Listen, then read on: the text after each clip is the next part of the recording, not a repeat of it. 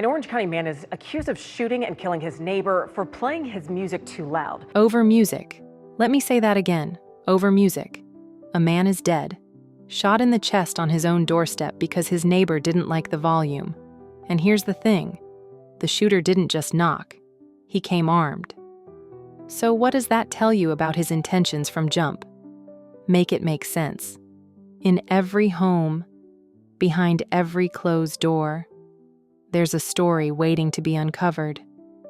Welcome to Dark Whispers, where we dive deep into the hidden truths of domestic crime and the relationships that turn deadly. If you're drawn to real stories, powerful insights, and the shadows most people avoid, you're in the right place. Subscribe now and step into the whispers they never wanted you to hear. This is Moselle Avenue, Orange County, the kind of apartment complex where people keep to themselves, where the walls are thin enough to hear your neighbor's business whether you want to or not. It's off Old Cheney Highway, an area trying to shake its reputation, trying to get better, but still dealing with the reality of what it is. Late-night traffic, people coming and going at all hours, right behind a BP station, next to a methadone clinic. You get the picture. Michael Thrasher lived here, 32 years old, and so did Arnold Rapatalo. Two men, same building, different apartments. They weren't friends. Probably barely knew each other beyond the occasional head nod in the hallway.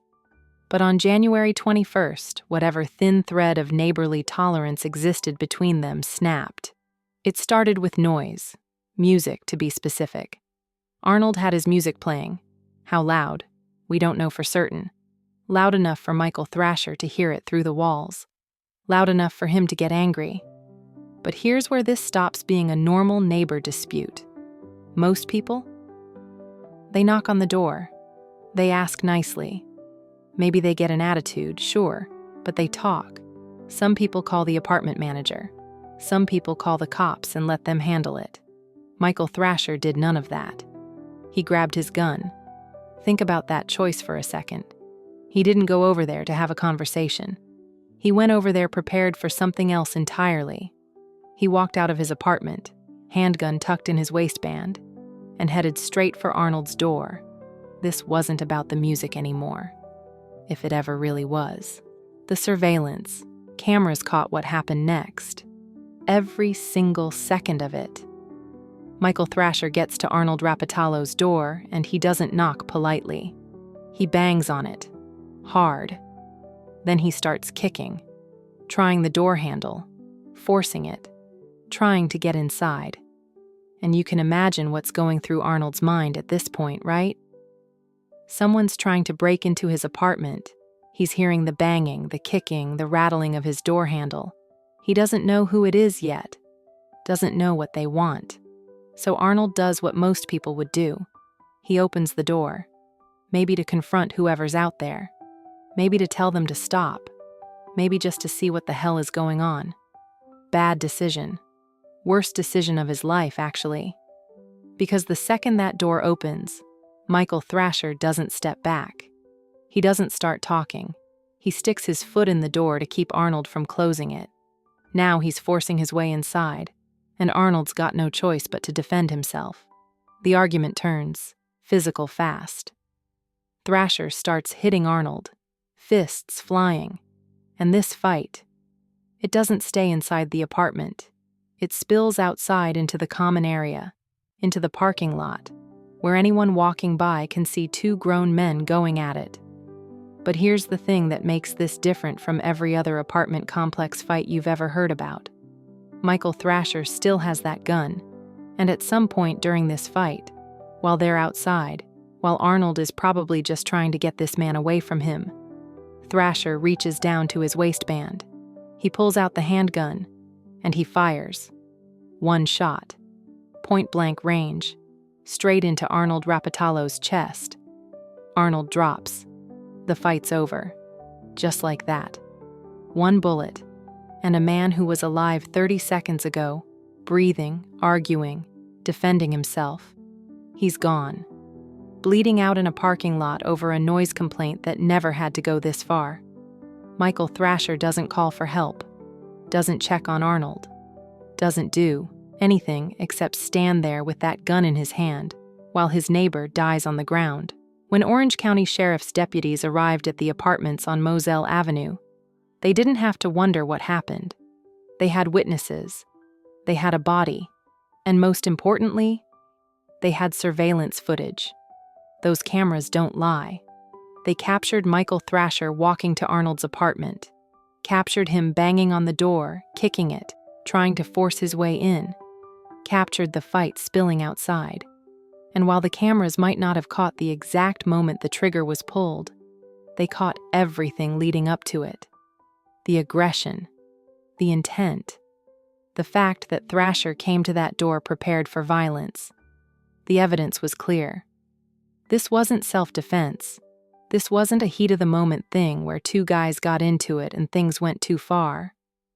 Michael Thrasher left his apartment, walked to his neighbor's door, forced his way in, and shot him. The surveillance footage told that story from beginning to end. Detectives didn't have to work hard to piece this together. The timeline was right there. The weapon was recovered. Witnesses in the complex heard the commotion, heard the gunshot, and Arnold Rapatalo was dead in the parking lot with a bullet in his chest. Michael Thrasher was arrested. No foot chase, no standoff, just handcuffs and a ride to county jail. But here's what gets me about this whole thing, and maybe this is what gets you too. Arnold opened his door. That's it. That's what got him killed. He opened his door in his own apartment complex, probably thinking he'd tell his neighbor to back up, maybe argue about the music, maybe even apologize and turn it down. He didn't know the man on the other side was already armed, already decided, already past the point of conversation. One choice, one door, and his life was over.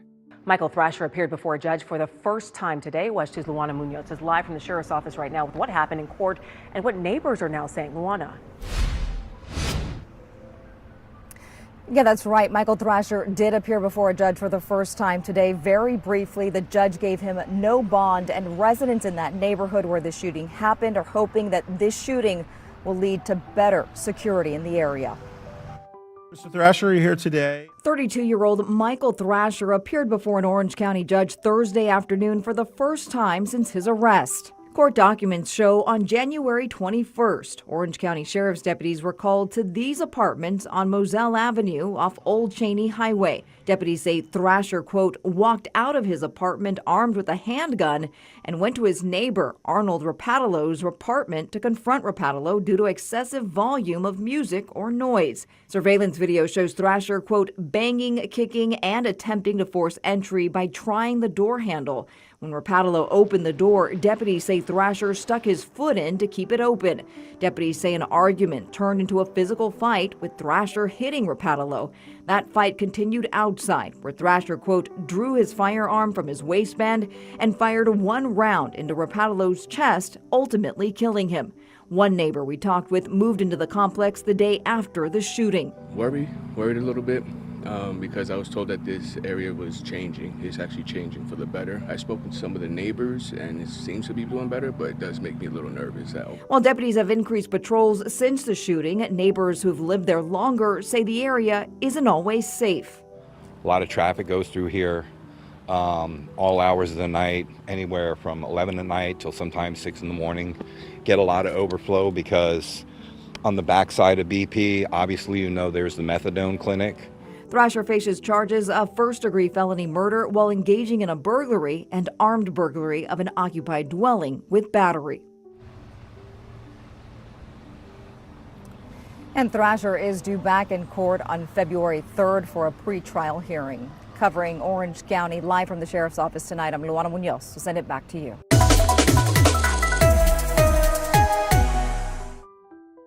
Michael Thrasher faced an Orange County judge for the first time on a Thursday afternoon. The courtroom appearance was brief. No long speeches, no dramatic moments, just the facts. The charges? First-degree felony murder while engaging in a burglary. Armed burglary of an occupied dwelling with battery. Let that sink in for a second. Burglary.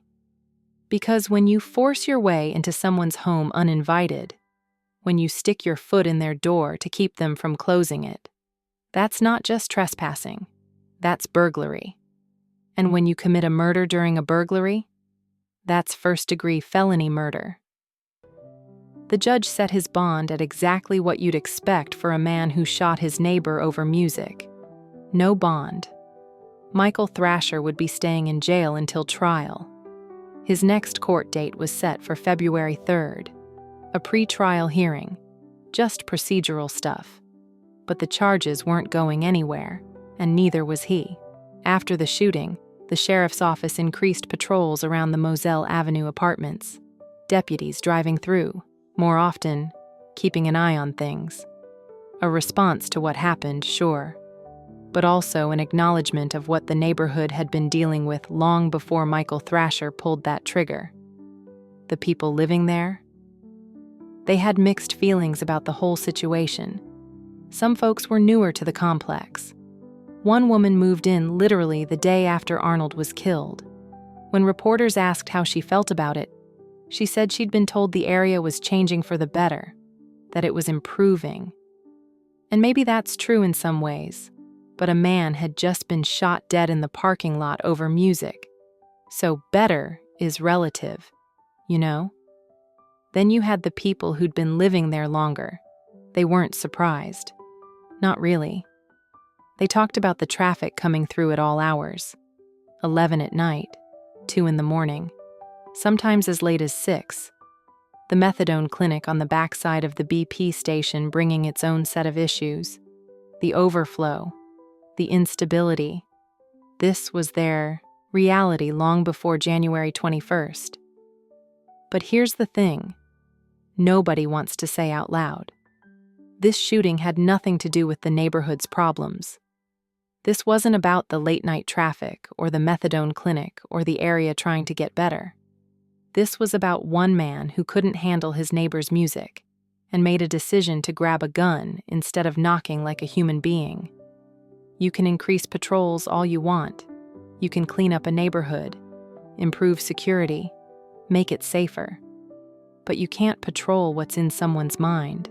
You can't stop a person who's already decided that their anger is worth more than someone else's life. Let's be real for a second. We see stories like this, and we want to make sense of them. We want to find the reason.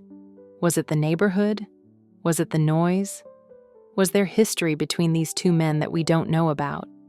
But sometimes the reason is just this simple.